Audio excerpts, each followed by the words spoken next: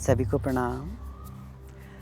अब हम बात करेंगे एक ऐसे अभ्यास की जो बहुत ही इफ़ेक्टिव और बहुत ही यू कैन से ज़रूरी अभ्यास, महत्वपूर्ण अभ्यासों में से एक है, जिसका नाम है अग्निसारी क्रिया।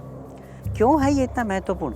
क्योंकि यह हमारे डाइजेस्टिव सिस्टम से रिलेटेड है। हमारे डाइजेस्टिव सिस्टम को ये बहुत स्ट्रॉन्ग करता है और उसी के लिए ही ये स्पेसिफिक प्रैक्टिस बनाई गई है। डाइजेस्टिव सिस्टम हमारा सभी सिस्टम में कोर सिस्टम है, सबसे इम्पोर्टेंट सिस्टम है, क्योंकि यही सिस्टम है कि यहाँ से फूड से हमें एनर्जी मिलती है और वही एनर्जी दूसरे सिस्टम्स पे जाती है और फिर वो सिस्टम्स काम करते हैं। अगर ये सिस्टम में कुछ भी गड़बड़ हो जाती है, कुछ भी प्रॉब्लम हो जाती है, तो फिर इस सिस्टम के ख़राब होने से सारे दूसरे सिस्टम भी प्रॉब्लम में आ जाते हैं। तो इस सिस्टम का, डाइजेस्टिव सिस्टम का सही होना और स्ट्रॉन्ग होना बहुत ही ज़रूरी है। तो अग्निसारी क्रिया जो एक ऐसा अभ्यास, जैसा कि मैंने बताया कि ये हमारी जठरा अग्नि को और ज़्यादा प्रभावित करता है, उस जठरा अग्नि को और ज़्यादा प्रज्वलित करता है, जिससे अगर हम कुछ भी इधर उधर का खाते हैं तो वो भी हमारा डाइजेस्ट हो जाता है, उससे हमें ज़्यादा दिक्कत नहीं होगी। इसके अलावा इसके क्या क्या फ़ायदे हैं? हमारे डाइजेशन के अलावा ये हमारे जो पेट को भी कम करता है।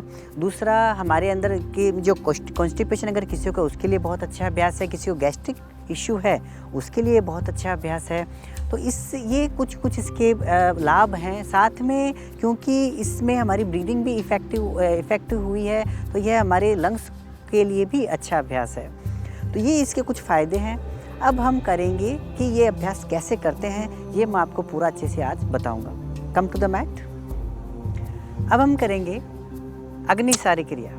कैसे करते हैं? सबसे पहले आपको इसमें किसी भी मेडिटेटिव आसन में, सुखासन, पद्मासन, सिद्धासन, उसमें आप बैठ सकते हैं। जो लोग नीचे नहीं बैठ सकते वो कुर्सी पे बैठ के भी, चेयर पे बैठ के भी इसको आप कर सकते हैं आसानी से। कमर और गर्दन एकदम आपको सीधा रखना है। पाम्स को अब आपको यहाँ पे रखना है अपनी नीज पे, इस प्रकार।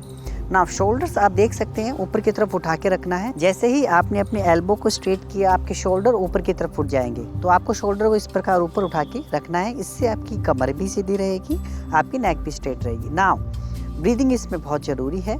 इनहेल करना है सबसे पहले नोज़ के थ्रू, इस प्रकार डीपली पीछे जाते वक्त। अब एक्सेल करना है आपको माउथ से, जैसे आप फूंक मार रहे हो, इस प्रकार। सिर को नीचे की तरफ झुकाना है जब आप फूंक मार रहे हो। कंप्लीट एक्सेल कर लेना है। स्टमक अंदर की तरफ जा रहा है इस प्रकार, और कंप्लीट एक्सेल करना है। आफ्टर कंप्लीट एक्सेलेशन होल्ड करना है ब्रेथ को, आपको होल्ड करके रखना है। एंड होल्ड करते समय स्टमक, आपका पेट इन एंड आउट आपको करना है, पैल्पिटेट करना है, अंदर बाहर करना है, इस प्रकार।